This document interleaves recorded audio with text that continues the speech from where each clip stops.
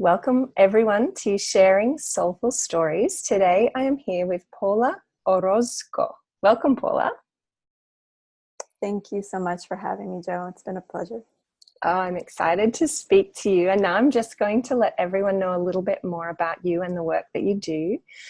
Paula's greatest passion is guiding women to access and trust their inner wisdom, whether in their personal lives or their businesses. She's enjoyed almost 20 years of experience in the fields of psychology, coaching, energy work, and spirituality. During that time, she's had the pleasure of running an intuitive coaching business, as well as designing and facilitating women's retreats around the world. She finds it a delight to help women feel clear, intentional, joyous, and empowered. Oh, that all sounds amazing. I have to come and look at your work more afterwards. Maybe a retreat one day. Oh, So I love your bio actually has the word spirituality in it, and that's what we're here to talk about. And I'm really curious to open with the question, what does spirituality mean to you? I love that question because it's one of my favorite topics to talk about. But for me, spirituality is actually like a practice of connecting to and learning to trust the spirit part of ourselves and the spirit that's in everything. So I think that it's really easy to connect to the mind and body aspects of ourselves, especially in our busy societies. And it's not as easy to connect to that subtle spiritual aspect of who we are. So for me, spirituality has just been a practice of connecting to that more and more and bringing it into my life, knowing when to lean on the spiritual, knowing when to lean on the physical, knowing when to lean on the mental, and just feeling that spiritual connection. I won't say all the time because again, it's like it's a practice, I think, for me, but more and more in my life, and feeling like I have that trust in my inner wisdom and in something bigger than me as well. I love that description. That is so beautiful. And I actually really, I've become myself more comfortable or more, what's the word? I probably use the word spirit more. So it's interesting that spirituality actually starts with the word spirit and inspired. Right. And, you know, where spirit weaves through our language is really interesting. I wonder, as you mentioned in that description, that your connection, you experience it more and more over the years. But has spirituality always been a part of your life, would you say? Well, I don't think I think it was, but I don't think I was aware of it. I don't think I thought of it in that way. So I grew up in a Catholic household where my parents practiced, my mom especially, my grandmother. I've noticed in retrospect that a lot of the women in my family just had a really strong faith in something greater than themselves. They felt really connected to spirit in their own way. And even though I didn't feel like that was something I was really into or whatever, I did become curious more as a teenager. And then as an adult, I realized that that was the beginning of me actually having that faith, having that connection, that trust to something, something greater or something unseen. And it wasn't until I was in college that I really began to nurture that more intentionally and become more aware of what that was. So, you know, it's then, since then, become a huge part of my life, obviously. Beautiful. I really love that. It doesn't always need to be a particular trigger event or something significant that happens in your life, but it can actually be its own gentle or gradual unfolding or, you know, growing curiosity and interest that you followed. So I love that. Thank you. Well, Or was there? There was like in college when I started like really more consciously more aware of that. of that connection, it was there was a trigger point. Oh, for right. Sure. Please share, or if you're Yeah. comfortable to share. Yes, of course. So when I was in college, I actually became depressed, and like my anxiety really rose. And you know, I think what happened in my journey was that the help that I sought out, which was really traditional, like therapy, medication, things like that, they weren't working for me. Medication was making it worse. Therapy was like, it was nice, but it wasn't making me feel better.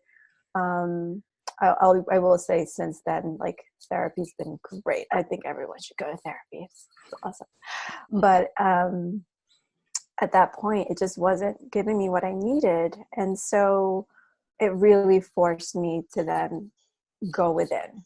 I basically got to a point where I was like, okay, it's up to me to figure out how to heal myself, how to figure out what's going on, where is this coming from, what's the source of this. And it led me to a book called Intuitive Healing by Dr. Judith Orloff. And that just opened up my curiosity, because as soon as I started reading it, I could, all of the exercises and things she recommended, I could feel really spoke to me, and that I could do them really easily. And I started noticing that, like, my intuition, which to me, intuition is like our spirit and soul's way of like communicating through us and with us. And I just started really tapping into that more and more. And that was like the beginning of the journey of trusting that and studying spirituality a little bit more. And right around that time, I found Reiki as well, which was really foreign to me. But that was another really big gateway of connecting to something that was unseen, but that I could feel on a subtle level. And that made me feel much better. And so that was like a beginning of a healing journey that just opened the doors to spirituality. Yeah. Oh, I'm so glad that opened up, because that's a really beautiful, gateway, doorway offering, where you can be in such a state of despair, or, really not in a happy place. And sometimes we do need to almost go there to be like, there is this something else. If you can hear it, it's there for you. So thank you so much for sharing that. Yes. And I wonder, can you now share with us a bit more about after that initial gateway, or those initial gateways you mentioned? Can you share your story? Any particular highs and lows that may stand out would be amazing. But whatever you feel to share. Beautiful. Thanks. Yeah, I'm happy to. I think some of the high points of the journey have been just really learning to listen. And I think part of what was going on, with that trigger point that we talked about, is that low point, that breaking point, makes you really slow down and makes you start really paying attention to what's going on.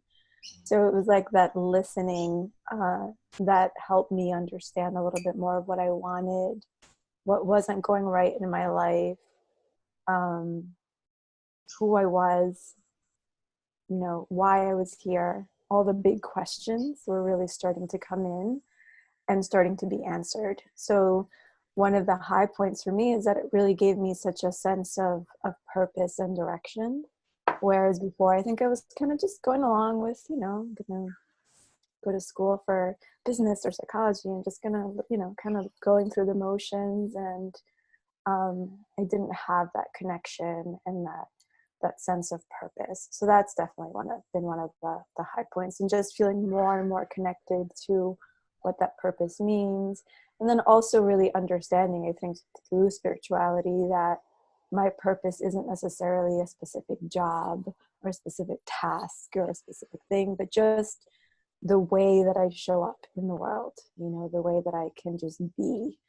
And another high point is also that through that process, I really just learned to love myself more. So it's like that acceptance of the love that spirit or whatever greater than you has for you, And then through that process, learning to love yourself more and more. And that was something I didn't even know I needed. You know, it's just kind of like, if you had asked me, I felt like my self-esteem was pretty good, and you know, things were good.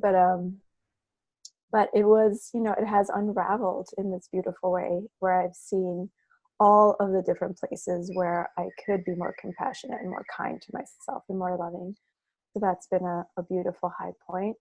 And then even the low points, right? Like now when something happens, or if I ever feel depressed again, or whatever goes on in my life, it's really hard. And there is this underlying feeling of support because I have that connection, because I have that faith, or because I have the tools that I've learned through my spiritual practice to be able to feel kind of in balance again.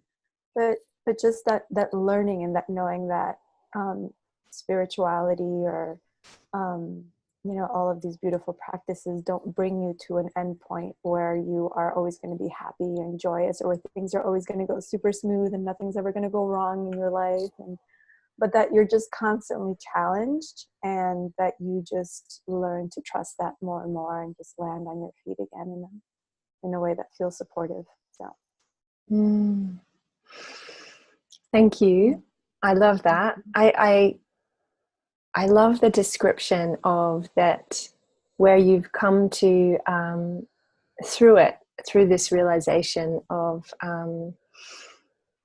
feeling into that love from spirit, and the other benefits that you've had through spirituality and practicing and getting curious about it is just this, how I show up in the world. It's, you know, it's not a thing. It's not I don't need to go and be a nun, or I don't need to go and pray all day every day. Actually, I can make a difference just by being, you know, holding this beautiful space where the kindness and compassion that we learn to show for ourselves, we can start to show to those around us as well. So I love that. I love that. Thank you. There was lots of wisdom in there. oh, thank you. Yeah, I think I mean, that's a big aspect of it. So you're looking within and working within, and then it just creates that beautiful environment within, which you can take anywhere or do whatever you want with. Yes, yes, yes. And you touched on in that description that when you're in a low point, or you have another challenging situation, that underlying level of support, or having the tools that you've learned. And I'm going to use that to just open up to the question of, how does spirituality now weave into your sort of life? How do you, not necessarily the tools, but what does it look like in your life on a sort of daily basis? Mm-hmm. Yeah, so yeah, the tools kind of have become woven in more naturally, but on a daily basis, it's like a morning practice for sure. When I wake up, having a morning practice, which kind of brings me back to that mind, body, spirit. It's the practice of connecting to spirit again before I start the day, so that I can remember all the things that are true in spirit, and not the things that my mind might be telling me, or the worries, or the pressure to move quickly in the world. And just taking time to really clear out the brain, do the journaling or the meditation, clear out whatever tension I may be holding in my body through movement or yoga, or whatever it is that I want to practice that morning, and getting to that space again of listening, like where I can hear that intuition, where I can hear and feel that connection to something very loving inside of myself. And then throughout the day, it's really a constant process of kind of checking in, like, am I still there? Can I hear this? What am I hearing? And then taking a lot of little steps and tiny and big leaps in trusting what I'm hearing, like whether it's, I was supposed to cook dinner and do laundry. And instead what I'm hearing is that I need to rest or go for a walk or call a friend. And that just kind of opens up this beautiful path to something I didn't expect to have, and everything just kind of moves a little bit more magically in my life, letting a little bit of that magic happen, and just kind of continuing the process all along, trying to connect throughout the day. And then that brings in a lot of joy and peace and all of the good things as well, usually. Oh, beautiful. I love the way that you talked of your morning practice being clearing out the sort of the mental noise and the tension and anything that could be preventing that connection to the love and the intuition. I love that description. That's such a great like, I don't know, sort of overarching thing that people can then fit into that, whatever tool suits them and their own personality, or, you know, whatever type of movement suits you, whether it be a dance or a walk around the block or a this or a that, whatever actually serves you, with that sort of goal in mind of, I just want to clear out the mental noise, I want to clear out the body tension so that I can connect to that space. And oh, I love that. Thank you. I love that. Yeah. That's beautiful. I think it's hard for people, especially if they're starting a spiritual practice or just starting to get curious about it, to just dive right into even meditation. You know, it's like you're trying to connect to something again that's subtle. You know, it's always there and it's always trying to talk to you or connect with you, but it's subtle or it's quiet if you're not used to it. And yeah, I feel like that's a big part of it, clearing out the noise. Beautiful.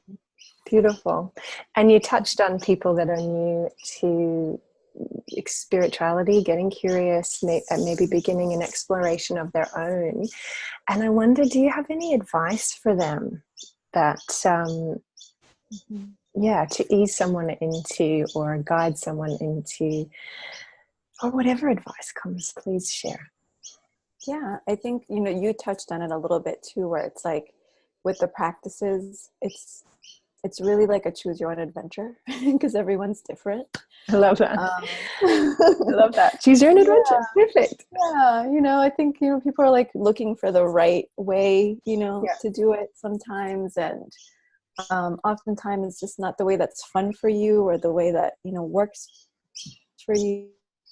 And so I think one is just trying on a lot of different ways, you know, to connect and seeing what feels good for you, what feels fun, and what's working.